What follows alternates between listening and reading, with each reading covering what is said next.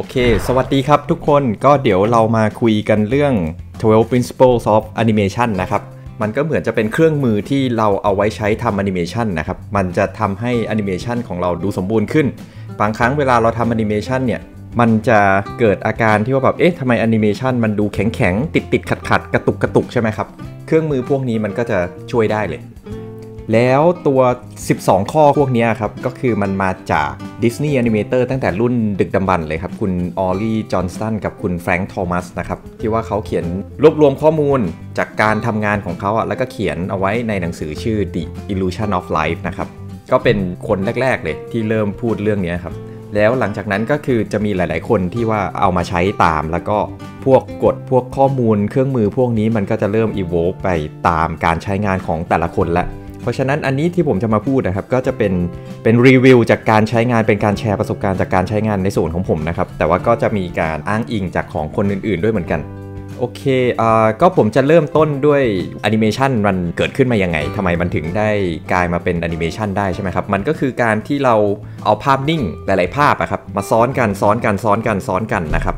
มันเป็น illusion จริงๆครับก็คือเราเอาภาพที่ว่ามันค่อนข้างจะใกล้เคียงกันมาขยับต่อกันนะครับอย่างเช่นเรามีภาพนี้ใช่ไหมครับแล้วเราก็มีภาพนี้เรามีภาพนี้แล้วพอเอามาฉายด้วยเครื่องฉายครับที่มีความเร็วอย่างน้อยก็คือแบบ8เฟรมขึ้นไปมั้งครับต่อ1วินาทีนะครับมันก็จะแบบปุ๊บเกิดเป็นภาพเคลื่อนไหวขึ้นมาอย่างถ้าสมมติว่าเฟรมเรทมันสูงมาก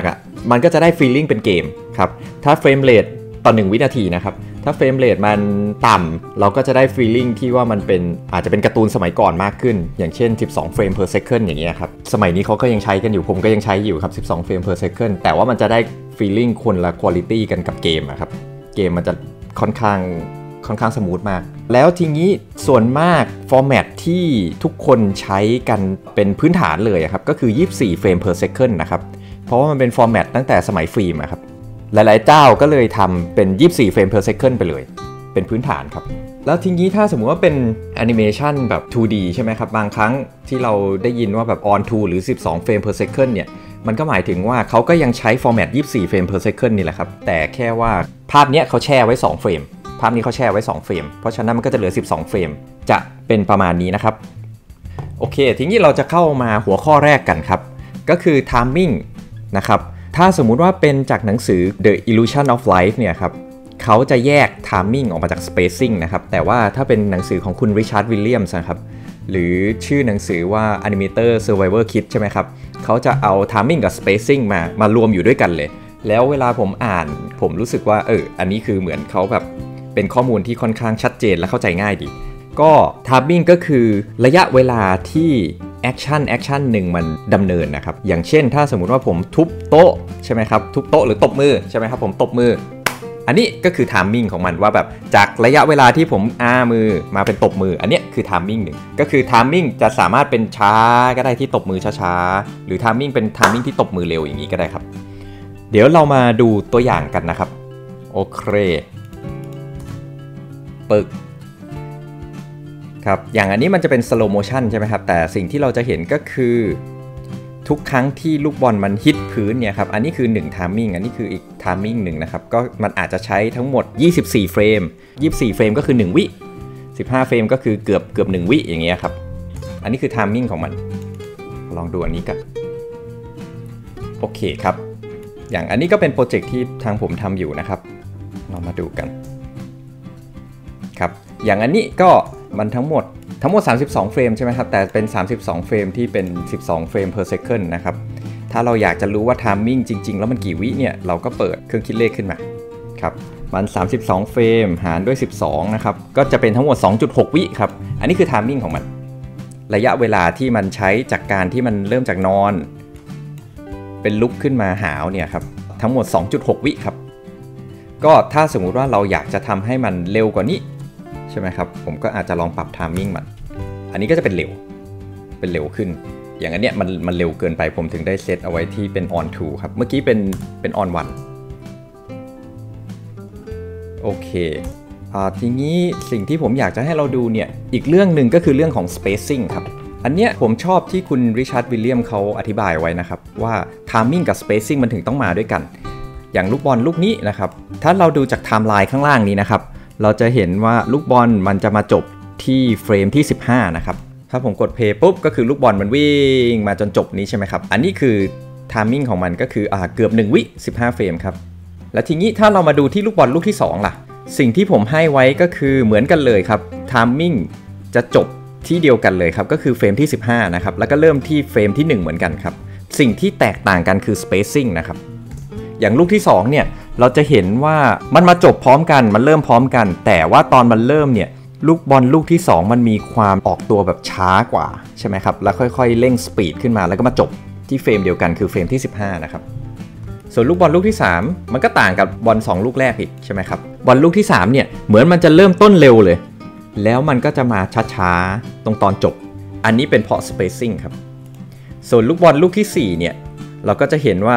บอลลูกนี้มันเริ่มช้าแล้วก็มาเร็วตรงกลางแล้วก็มาช้าตอนจบนะครับสิ่งนี้มันเกิดขึ้นเพราะว่า spacing มันวางเอาไว้ต่างกันครับ timing เท่ากันแต่ spacing ต่างกันถ้าเราเปิด onion skin ขึ้นมาเนี่ยเราก็จะเห็นว่า spacing ที่วางต่างกันมันต่างกันยังไงครับ spacing ก็คือเหมือนเป็นช่องไฟของแต่ละลูกบอลนะครับว่าเราวางเอาไว้ห่างกันมากน้อยแค่ไหนยิ่ง spacing ห่างคือตรงกลางเนี่ยครับมันเลยทำให้บอลลูกนี้วิ่งเร็วตรงกลางแล้ว spacing ตรงแถวๆนี้มันค่อนข้างจะถี่ใช่ไหมครับ spacing ที่มันถี่ๆกันจะทำให้การเคลื่อนไหวมันช้าครับถ้าเรากด play ดูเนี่ยเราก็จะเห็นเลยว่าบอลลูกนี้ที่มันเป็นแบบ event เนี่ยก็คือมันจะไม่มีการเคลื่อนที่ที่ว่าเร็วขึ้นหรือช้าลงมันจะเคลื่อนที่เป็นปกติเลยปืดตรงๆอย่างนี้เลยครับส่วนบอลลูกที่2เนี่ยมันเป็นการเขาเรียกว่า slow out วัตถุเนี่ยครับก่อนที่มันจะเคลื่อนไหวได้ครับมันจะต้องเกณฑ์ speed ก่อนเกณฑ์ความเร็วขึ้นมาก่อนนะครับมันถึงจะเคลื่อนไหวขึ้นมาได้ให้ลองนึกถึงว่าเราเอามือค่อยๆกลิ้งลูกโบลิ่งหรือค่อยๆเข็นรถนะครับเนี่ยครับ slow out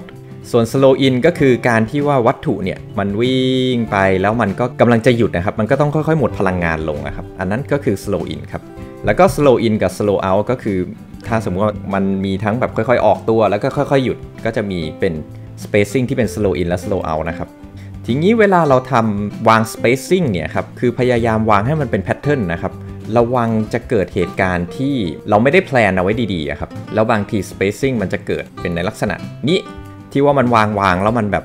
spacing มันมาหยุดอยู่ตรงนี้แล้วมันก็มาขยับแล้วมันก็มาหยุดตรงนี้แล้วก็หยุดกึกตรงนี้เลยครับอันนี้มันจะทำให้แอนิเมชันของเราดูกระตุกครับถ้าเรากด play ดูเนี่ยมันจะกึกครับเป็นเพราะว่าพลังงานมันมาหยุดอ่ะอันเนี้ยมันอาจจะเอาไปใช้กับอะไรบางอย่างได้ครับทำให้เรารู้สึกไม่อุ่นใจครับสิ่งที่ผมจะคิดว่าเราเอาไปใช้ได้น่าจะเอาไปใช้กับพวกแมงวันอะไรพวกนี้ครับการเคลื่อนไหวมันจะแบบ unpredictable มากๆเลยมันจะ random ตึกอย่างเงี้ยครับส่วนมากเขาก็เลยเอาไปใช้กับพวกหนังผีครับทำให้รู้สึกว่ามันแบบมันดูน่ากลัวจังเลยมันดูประหลาดอะไรพวกนี้จะเห็นว่า spacing กับ timing เนี่ยมันเชื่อมโยงกันมากๆเลยครับมันไม่ใช่ว่าโอเคถ้าเราต้องการให้คาแรคเตอร์ตัวนี้มันเคลื่อนไหวช้ามันไม่ใช่อยู่แค่ timing อย่างเดียวแล้วมันอยู่ด้วยการที่ว่าเราวาง spacing ยังไงด้วยครับว่าโอเคเรามี slow out หน่วงเยอะๆเลยแล้วก็มีเป็น slow in หน่วงตอนจบอีกทีนึงอย่างนี้อีกเดี๋ยวเรามาดูตัวอย่างอันอื่นกันนะครับดูอันนี้กันครับอย่างเมื่อกี้มันเป็นลูกบอลง่ายๆใช่ไหมครับอันนี้ลองมาดูคาแรคเตอร์กันบ้างครับอย่างอันนี้ spacing ผมก็แท็ก frame by frame จากตรงนี้นะครับตรงปลายของไม้ครับถ้าเรากด play ดูตึ้งโอเคเราก็จะเห็นว่า timing ของมันเนี่ยก็คือ1 2 3 4 5 6เฟรมใช่ไหมครับ6เฟรมที่จะมากระแทกไอ้ไหอันนี้นะครับแจกันนี้ครับแต่ว่าวิธีที่เขาวาง spacing เนี่ยทำไมเขาถึงวางให้ตรงจุดนี้มันเป็นจุดที่ spacing มันกว้างที่สุดเป็นเพราะว่าเขาต้องการจะให้ impact ตอนที่มันฟาดแรงที่สุดเร็วที่สุดเขาก็เลยโอเคค่อยๆ slow out ออกมาอย่างนี้นะครับแล้วก็ค่อยๆ gain speed มากขึ้น gain speed มากขึ้นแล้วก็มาฟาดนะครับถ้าเราลองคลิกดูปึ้งเฟรมเนี้ยมันก็เลยจะแรงมากครับแต่ถ้าเราไปฟาดตรงจังหวะแถว slow out แถวๆนี้ครับมันก็จะเป็นการฟาดที่มันไม่มีพลังงานนะครับหรือถ้าเราวางไว้แบบอีเวนต์เลยมาตึ้งอย่างนี้คือแรง Impact มันก็จะน้อยลงเหมือนกันเพราะฉะนั้นเวลาเราวางเนี่ยก็คือโอเค5เฟรมเหมือนกันใช่ไหมครับแต่เราต้องดีไซน์ spacing ดีๆเพื่อให้มันได้ Impact ที่เราต้องการครับ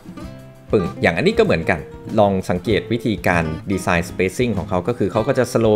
slow out แบบหน่วงเยอะๆเลยแล้วก็ค่อยๆมาเร็วขึ้นปึกเพื่อจะเป็นการกระแทกตรงนี้นะครับโอเคทีนี้ timing เนี่ยเราก็สามารถเอามาประยุกต์ใช้กับคาแรคเตอร์ต่างๆได้เหมือนกันครับอย่างเช่นตัวนี้เนี่ยเป็นตัวนก hummingbird ใช่ไหมครับ hummingbird เนี่ยสิ่งที่เราเห็นเนี่ยก็คือมันจะเคลื่อนไหวเร็วมากเลยเป็นเพราะว่ามันเป็นสิ่งมีชีวิตที่ตัวเล็กอะถ้าดูปีกเขาเนี่ยจะเห็นเลยว่าโอ้โหเรามองปีกมันไม่ทันเลยซึ่งถ้าสมมุติว่ามันเป็นนกที่ตัวใหญ่อะมันก็จะไม่ขยับอย่างนี้ไงครับ timing มันสามารถเอามาอธิบายว่าคาแรคเตอร์ตัวนี้ตัวเล็กหรือตัวใหญ่ได้ด้วยเพราะฉะนั้นถ้าเราจะแอนิเมตนกที่ตัวใหญ่หรือคนที่ตัวใหญ่เขาก็น่าจะเคลื่อนไหวช้ากว่าคนที่ตัวเล็กครับเมื่อมาเปรียบเทียบกับตัวนี้นะครับอันนี้คือ T-Rex จะเห็นว่ามันกินเหมือนกันเลยแต่มันกินแบบช้ามากหันหัวมาทีหันช้ามากแล้วก็ตอนที่มันออกมาเนี่ยเวลามันเดินอะไรอย่างเงี้ยครับก็จะดังตึ้มตึ้มได้รู้สึกถึงเวทถึงน้ำหนักของมันที่มันใหญ่จริงๆโอเคจังหวะนี้นะครับแต่ละก้าวของเขาเนี่ยจะดูหนักมากตึงเพราะมันใช้เฟรมเยอะปึ้งตึงครับเมื่อเทียบตัวนี้กับไก่เนี่ยเราจะเห็นว่าไก่มันวิ่งเร็วกว่าเยอะเลยครับเวลามันเดินอ่ะท่าเดียวกันเลยมันเดินเหมือนไก่อะครับตัวเนี้ยถ้าไก่เนี่ยโอ้โหป่านี้มันเดินไปหลายก้าวแล้วครับหรือถ้าเรามาลองดูกับก้อนเมฆอย่างเงี้ยครับโอ้โหก้อนเมฆคือมันยิ่งใหญ่มากๆเลยใช่ไหมครับเพราะฉะนั้นมันก็จะ timing มันจะช้ามากเลยครับยกเว้นว่าพายุมันเข้านะครับอันนี้จะเป็น time lapse นะครับแต่เราก็จะเห็นได้ถึงสเกลเลยว่าสเกลมันค่อนข้างใหญ่โอเคอันนี้เป็นหัวข้อเรื่องของ timing กับ spacing นะครับเดี๋ยวเราไปข้อถัดมากันครับอันนี้เป็นเรื่องของ squash กับ stretch ครับ squash กับ stretch ก็เอาไว้ทำให้เราเข้าใจถึงน้ำหนักและก็พลังงานที่วัตถุนั้นกำลังได้รับนะครับอย่างเช่นลูกบอลที่ว่ามันกำลังตกลงมาที่พื้นนะครับลูกบอลถ้ามันอยู่เฉยๆมันก็จะเป็นลูกบอลที่มันกลมใช่ไหมครับแต่ถ้ามันเริ่มที่ว่าจะตกลงมาที่พื้นเนี่ยมันก็อาจจะมีการ stretch ลงมาอย่างนี้นะครับมันทำให้ลูกบอลลูกนี้มันดูยืดหยุ่นมากขึ้นและก็สัมผัสได้ถึงว่าพลังงานมันถูกแรงโน้มถ่วงมันดูดลงมาอยู่ครับพอมันกระทบพื้นเสร็จปุ๊บมันก็มีการ squash เกิดขึ้นใช่ไหมครับมันก็สัมผัสได้ถึงพลังงานที่ว่ามันอยากจะลงพื้นใช่ไหมครับแต่พื้นมันก็มีพลังงานที่ต้านมันกลับขึ้นมาด้วยเหมือนกันมันเลยทำให้รู้สึกถึงน้ำหนักและเวทอยู่ตรงนี้ครับซึ่งคาแรคเตอร์ก็จะเหมือนลูกบอลเหมือนกันว่าเวลาคาแรคเตอร์ที่มันกระโดดขึ้นไปเนี่ยมันก็จะมีทั้ง squash ใช่ไหมครับที่ว่ามันยืนอยู่แล้วก็บี้ลงใช่ไหมครับ squash เพื่อที่ว่าเราจะเกณฑ์พลังงานขึ้นมาก่อนแล้วพอเราจะกระโดดปุ๊บเราก็ดีดตัวขึ้นมาอันนี้ก็จะเป็น stretch ขึ้นมาเหมือนกันเดี๋ยวลองดูตัวอย่างกันครับดูจากลูกบอลก่อนลองดูบอลลูกนี้นะครับโอเคอันนี้ก็คือเป็นลูกบอลที่เราคุยกันเมื่อกี้ใช่ไหมครับลูกบอลปึ๊กจะมี stretch เล็กๆใช่ไหมครับปึ้งตกพื้นก็เป็น squash นะครับทีนี้ข้อควรระวังนะครับก็คือเวลาเรา squash กับ stretch เนี่ยครับเราพยายามทำให้มวลมันอยู่ที่เดิมนะครับสมมุติว่าบอลลูกนี้มันหนัก1กิโลใช่ไหมครับเราก็ควรที่จะ keep proportion ให้มันยังรู้สึกว่าไอ้บอลลูกนี้มันหนัก1กิโลอยู่ครับแต่ถ้ามาในภาพนี้เนี่ยมันดูแล้วแบบรู้สึกว่าบอลลูกนี้เนี่ยมันน่าจะเป็น3กิโลแล้วคือมันเลยดูรู้สึกเปลี่ยนมวลเกินไปโอเคถ้าเรากด play บอลลูกนี้มันเลยดูเปลี่ยนสถานะไปเรื่อยๆครับมันจะมีความแปลกๆนิดนึงแล้วก็ตอนบี้ก็เหมือนกันเราจะเห็นว่าโอ้โหพอมันบี้ปุ๊บบอลลูกนี้เหลือ 1.5 กิโลแล้วโอเคเราเข้าใจถึงความที่มันบี้พื้นใช่ไหมครับแต่ว่าถ้าเราดูจริงๆแล้วรู้สึกว่าสถานะหรือน้ำหนักมันเปลี่ยนนะครับถ้าเป็นอย่างนี้เพราะฉะนั้นเวลาทำก็คือให้เราลองคิดถึงว่าโอเคถ้าบอลมัน squash ใช่ไหมครับปึ๊ดก็คือน้ำหนักมันจี้บี้ลงมาข้างบนใช่ไหมครับก็คือให้มันมีออกไปด้านข้างด้วยครับให้มันบาลานซ์กันกลับมาถ้ามันบี้ลงไป1ส่วนด้านข้างนี้ก็ออกมา 0.5 ด้านข้างนี้ก็ออกมา 0.5 ครับมันจะได้คงวอลลุ่มเดิมไว้ปึ๊ดมันก็จะเป็นอย่างนี้ปึ๊ดนะครับหรือ stretch ก็เหมือนกันครับเราต้องการจะดึงลูกบอลลูกนี้ขึ้นใช่ไหมครับถ้ามันดึงขึ้นมา2ส่วนใช่ไหมด้านข้างก็ต้องหายไปข้างละ1ส่วนนะครับปึ๊ดอย่างนี้นะครับโอเคอันนี้เป็นการรักษาวอลลุ่มโดยการที่เรายังใช้ squash stretch อยู่squash stretch เนี่ยข้อดีของมันก็คือเวลาเรารู้สึกว่าแอนิเมชันเราแ ข็งๆโดยส่วนมากแล้วน่าจะเป็นเพราะเราไม่มี squash stretch ครับมันจะช่วยทำให้แอนิเมชันของเราดูยืดหยุ่นมากขึ้นแล้วก็ดูมีชีวิตชีวามากขึ้นนะครับเวลาเราขยับตัวหรือเราแค่เงยหน้าหรือหันซ้ายหันขวาแค่นี้ครับคือถ้าสมมติว่าเราไม่มี squash stretch เนี่ยมันก็จะดูแข็งๆอย่างนี้ใช่ไหมครับแต่ถ้าสมมติว่าเราลองใส่ squash stretch หรือ arc ขึ้นมาเนี่ยก็คือแทนที่ว่าเราจะหันแค่นั้นเนี่ยเรามี squash หน่อยแล้วก็ stretch กลับขึ้นมาตอนหันอย่างเงี้ยครับมันก็จะช่วยทำให้แอนิเมชันเราดูยืดหยุ่นมากขึ้นครับหรือตอนพูดก็ตามเนี่ยครับเวลาผมพูดเนี่ยก็คือจะเห็นว่าแบบอาจจะให้มันมีแก้มกับปากเนี่ยครับให้มันมี squash กับ stretch เพิ่มขึ้นมันก็จะดูแล้วรู้สึกธรรมชาติมากขึ้นครับเดี๋ยวลองดูอันถัดมาโอเคครับอย่างอันนี้เดี๋ยวลองดูวิธีเขาใช้ squash stretch นะครับถ้าสมมุติว่าดูเนี่ยคอเขาเนี่ย stretch มากเลยใช่ไหมครับตรงเนี้ยคือเขาตั้งขึ้นมาเอาไว้เพื่อที่ว่ามันจะได้ดูยืดมากที่สุดนะครับพอตอนที่ลูกแอปเปิลมันตกใส่หัวครับเขาจะได้คอนทราสต์กับมันทำให้มันเป็นด้านตรงข้ามครับแล้วแอคชั่นนี้มันจะเห็นชัดขึ้นครับเพราะฉะนั้นมันก็เลย stretch ไว้ก่อนแล้วมันค่อย squash อีกทีหนึ่งนะครับมันจะได้ชัดๆถ้าสมมุติว่าคอเขา stretch อยู่เนี่ยแล้วลูกแอปเปิลก็ตกใส่หัวแล้วคอเขาไม่ได้บี้ลงไปเลยเราไม่ได้รู้สึกถึงน้ำหนักที่มันเกิดขึ้นเลยครับหรือในทางกลับกันถ้าเขาอยู่ในท่าที่มัน squash อยู่แล้วแล้วลูกแอปเปิลตกใส่หัวเนี่ยครับแล้วมันอยู่ในท่า squash อยู่แล้วเนี่ยมันก็ไม่มีพื้นที่ที่ให้ไปอีกครับเราก็ไม่รู้สึกถึงพลังงานของลูกแอปเปิลนี้ที่มันตกใส่หัวด้วยเหมือนกันเพราะฉะนั้นต้องลองวางแผนเรื่อง squash กับ stretch ดูดีๆด้วยครับว่าแอคชั่นถัดไปที่เราต้องการทำคืออะไรเราควรที่จะ counter มันกลับไปเป็นแอคชั่นด้านตรงข้ามครับแต่ทีนี้ squash แล้วก็ต้องมี stretch กลับมาด้วยนะครับไม่ใช่ว่าเรามีแค่ squash แล้วมันก็บี้ค้างเอาไว้อย่างนั้นนะครับอันนั้นมันก็จะดูเป็นการแบบบี้พลังงานเอาไว้เกินไปอย่างเช่นถ้าตรงนี้นะครับมันบี้ลงแล้วใช่ไหมครับ squash ลงมาปุ๊บแล้วมันก็มี stretch กลับขึ้นมาอย่างนี้นิดหนึ่งครับอย่างอันนี้ก็จะเป็นตัวอย่างหนึ่งที่ผมวาดเอาไว้ครับเป็นสติกเกอร์สามารถไปหาซื้อกันได้ทุกคนครับโอเคครับอย่างอันนี้ก็เป็น squash กับ stretch เหมือนกันนะครับถ้าเราดูเนี่ย squash ใช่ไหมครับบี้เข้าไปแล้วก็ stretch ออกมาบี้เข้าไปแล้วก็ stretch ออกมาอย่างอันนี้เนี่ยที่ผมเติมไลน์อันนี้เข้ามาเนี่ยผมต้องการทำให้มันรู้สึกว่าโอเคอันนี้เป็นลูกบอลใช่ไหมครับแล้วพอมันดึงออกมาเนี่ยเราสัมผัสได้ถึงว่าไอ้ตัวเนี้ยพอมันมีเส้น2เส้นนี้เข้ามาเนี่ยมันดูแบนขึ้นนะครับทำให้มันรู้สึกว่ามันถูกยืดออกมาถูกดึงแผลให้มันบางขึ้นแบนขึ้นครับคือมันก็ไม่ใช่ว่าแบบโอ้โหเราจะต้องอยู่ในเชฟเดิมตลอดนะครับคือถ้าเรามีวิธีที่จะบอกคนดูได้ว่ามันยังม้วนเท่าเดิมอยู่นะแล้วเราก็จะเห็นเลยว่าแบบโอ้พอมันมี squash กับ stretch เนี่ยต่อให้มีแค่2เฟรมอย่างเงี้ยคาแรคเตอร์มันก็ดูยืดหยุ่นมากเลยถ้าเราดูตัวอย่างของวิดีโอนี้ใช่ไหมครับอย่างอันนี้ก็เป็น squash กับ stretch ใช่ไหมครับเพื่อที่จะให้รู้สึกถึงแรงที่ไอตัว coffee cat มันบี้ตัวแมปปิดตัวนี้ครับผมก็ใส่ squash เข้ามาตรงนี้เยอะๆเลยให้มันชัดๆครับว่ามันบี้เข้าไปตรงลูกตามันเลยหรืออย่างตรงนี้ที่มันขึ้นลงก็เป็น squash กับ stretch เนี่ยครับอันถัดมา anticipation อันเนี้ยเป็นข้อที่หลายๆคนที่เพิ่งเริ่มครับจะยังไม่รู้ตอนผมเริ่มผมก็ไม่รู้ครับเราก็นึกว่าเอ๊ะมันมีแอคชั่นปุ๊บเราก็ทำเลยใช่ไหมครับแต่จริงๆแล้ว anticipation เนี่ยคือค่อนข้างจะเป็นหัวใจหลักเลยครับของการทำแอนิเมชัน anticipation มันเป็นสิ่งที่จะทำให้คนดูแล้วรู้ว่าจะเกิดแอคชั่นอะไรขึ้นใช่ไหมครับอย่างเช่นมิกกี้เมาส์เราเห็นว่ามิกกี้เมาส์เขายืนอยู่ใช่ไหมครับแล้วพอเราเห็นท่านี้ปุ๊บเนี่ยเราเห็นว่าเขากำลังชาร์จเตรียมจะทำอะไรแล้วคือถ้า anticipation ที่ดีครับแค่เราเห็นท่านี้ปุ๊บเราพอจะเข้าใจเลยว่ามันจะเกิดอะไรขึ้นถ้าสมมุติว่ามันไม่มี anticipation คนดูจะหลงมากๆเลยครับบางทีดูแล้วแบบแอคชั่นนี้มันเกิดขึ้นแล้วหรอมันจะตกใจครับงงอย่างเช่นถ้าสมมุติว่าเรามีสปริงใช่ไหมครับเรามีสปริงอยู่ตรงนี้ลองจินตนาการสปริงดูนะครับถ้าผมบี้ลงมาใช่ไหมครับเป็นนี้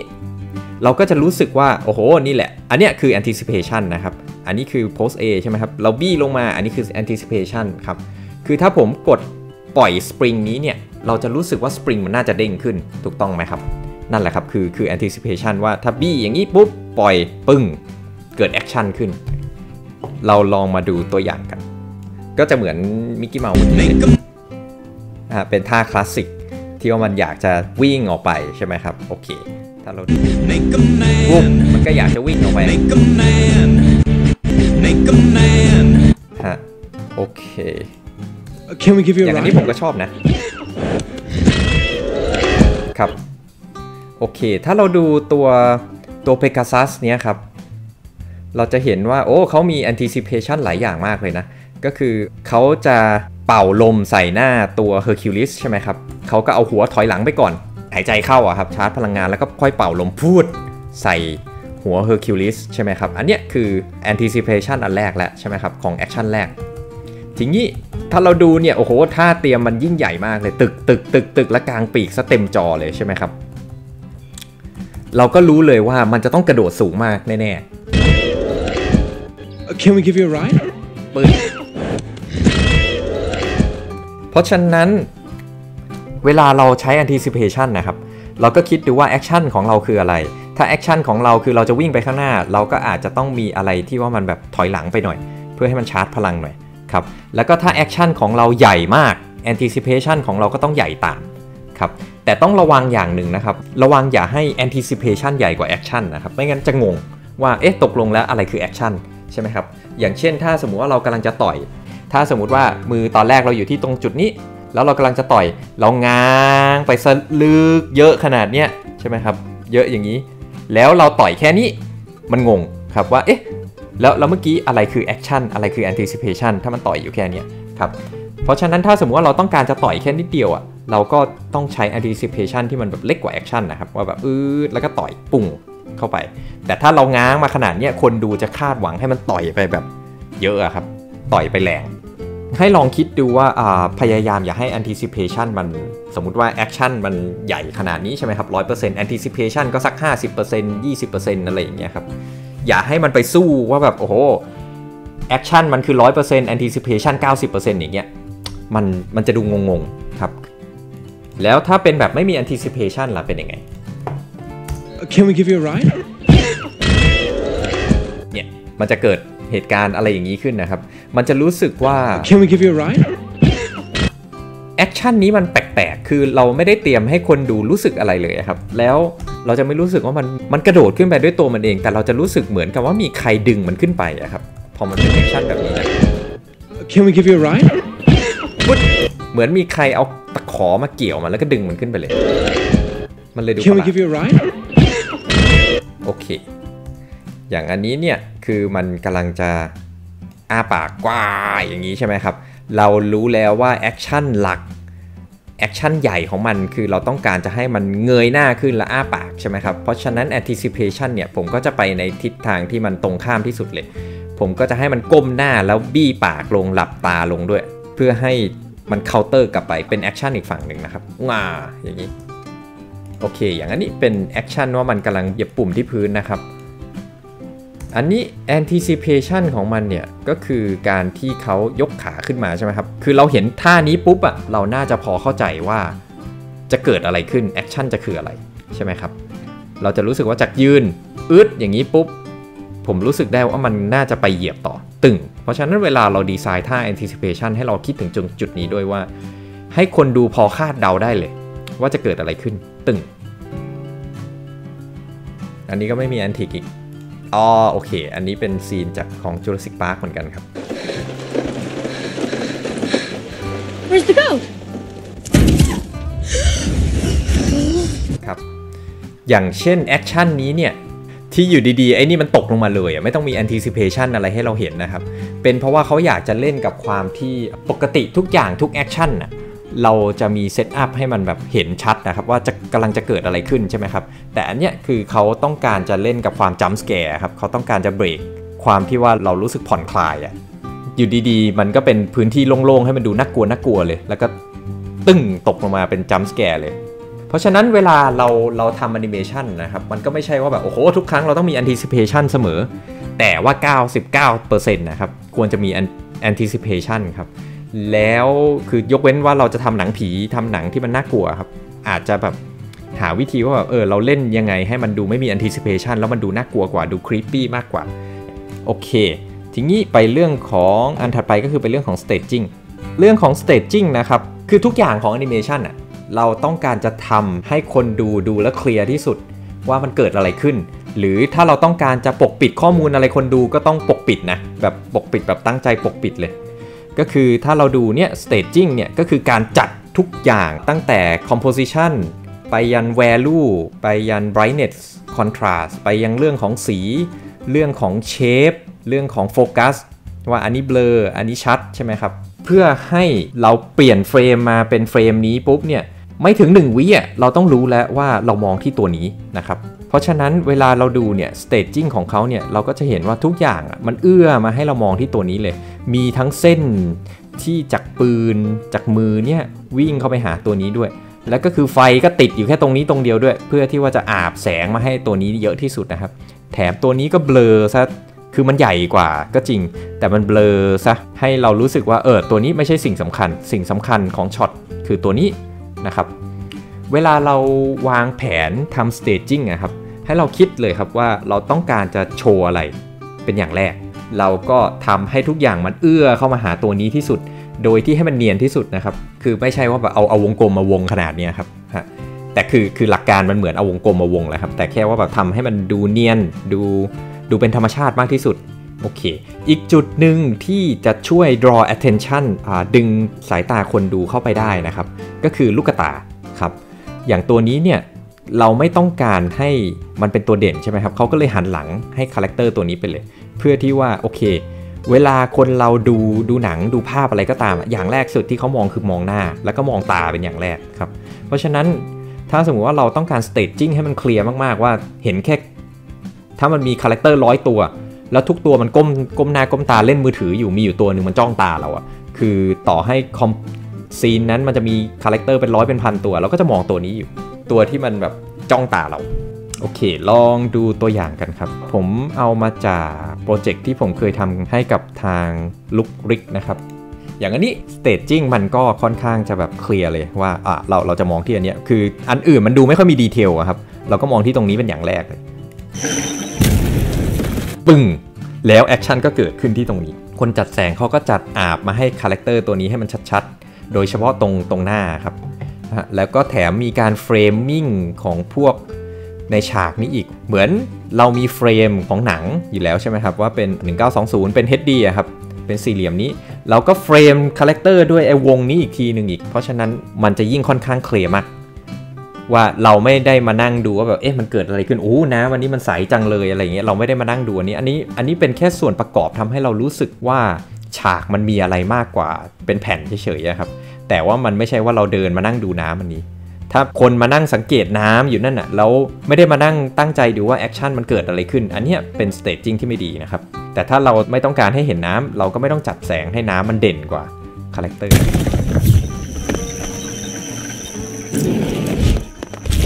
โอเคอย่างเมื่อกี้ผมก็ชอบอยู่ตรงจุดหนึ่งก็คือปึ้งว่าโอ้โหเนี่ยเหมือนแบบพังกำแพงเข้ามาว่ามันเก่งมากใช่ไหมครับกล้องมันค่อยๆถอยหลังมาค่อยๆรีวิวออกมาว่าจริงๆแล้วมันมีประตูอยู่ข้างๆนี่เลยคือแล้วมันจะพังประตูนี้ทำไมไอ้ตัวนี้มันดูฉลาดกว่าเลยมันแค่เปิดประตูเข้ามาไม่ต้องมานั่งพังทำให้เสร็จหินมันกระเด็นอะไรอย่างนี้ใช่ไหมครับ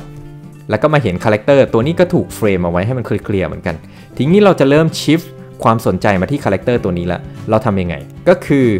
ถ้าคาแรคเตอร์ตัวนี้กำลังจะขยับผมก็จะให้2ตัวนี้มันนิ่งถ้าคาแรคเตอร์2ตัวนี้จะขยับผมก็จะให้ตัวนี้มันนิ่งนะครับเพื่อที่ว่าให้เป็นการ staging ที่ว่าอะไรขยับก่อนอะไรขยับหลังด้วยครับคือไม่ใช่ว่าทุกตัวมันขยับพร้อมๆกันหมดบางทีมันจะดูเยอะเกินไปแล้วดูไม่ทันครับ